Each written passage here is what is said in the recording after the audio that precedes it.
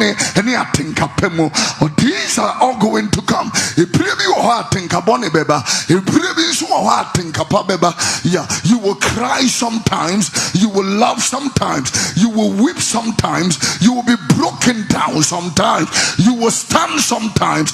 But all through this, the Bible said, "Now so yeah, no quafo." He made mention of that.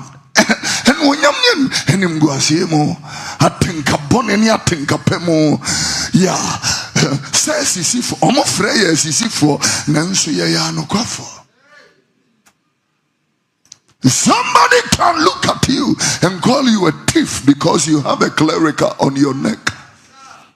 No, me a clonfo, no, my giants, no, Mexican, no, my toka. But Paul is saying that whilst he was closing up on this particular scripture, I wouldn't want to forget verse number 6. Go back to it because that is going to be my main point. Yeah, I want to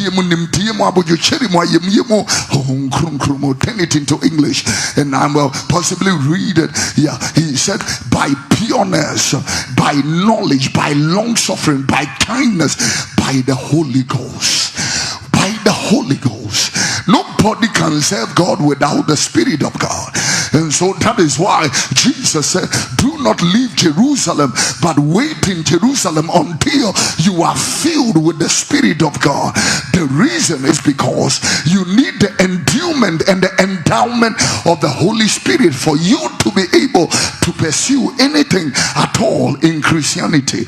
Yeah, there are scriptures that really blows my mind. One of the scriptures is Acts chapter number 6 and verse number 5. And here he was talking about, Stephen, and he said that Stephen is full of the Holy Spirit. Stephen is full of the Holy Ghost. Yeah. And he didn't mention only Stephen. He mentioned other people, including Philip and even including Nicholas. Yeah, the Bible said they were full. Uses the word full of the Holy Ghost. So then, why does he use another word filled? Ephesians chapter number 5 verse number 18.